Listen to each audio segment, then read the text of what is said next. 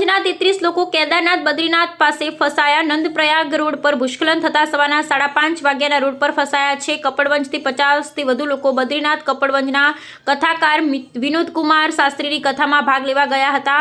ગઈકાલે 33 લોકો કેદારનાથ દર્શન ફરવા ગયા હતા અને ત્યાંથી બદ્રીનાથ પરત ફરતા સવારે ભૂસ્ખલન થયું। સૌ સલામત, હાલ ચિંતાનું કોઈ કારણ નથી। 3 જેસીબી દ્વારા રોડ ક્લિયર કરવાની કાર્યવાહી ચાલુ।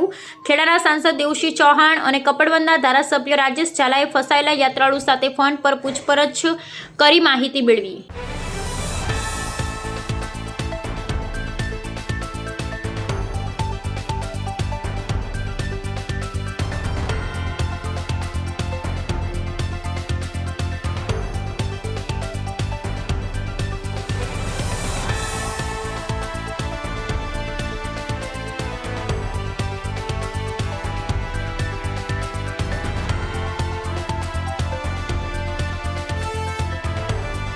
જોશીમઠથી બદ્રીનાથ જવાનો રસ્તો 15મી રાતથી 16મી સવાર સુધી ખૂબ જ ભૂસ્ખલન અને વરસાદના કારણે બંધ થઈ ગયો છે।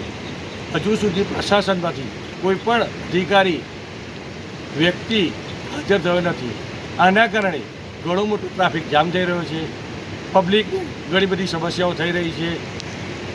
તમે જોઈ શકો છો ઘણો મોટો ટ્રાફિક છે, છેક સુધીનો ટ્રાફિક છે। આ ઘણી બધી પ્રજા છે, કોઈ વ્યવસ્થા નથી, કોઈ અધિકારી બીજા 15મી રાતથી ભૂસ્ખલનના કારણે રસ્તા બંધ થઈ ગયા છે અને હજી સુધી કોઈ ખસેડવા આવ્યા નથી।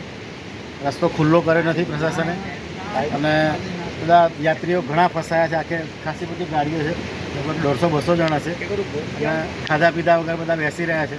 જલ્દીથી રસ્તો ખુલ્લો થાય એવી પ્રશાસનને વિનંતી।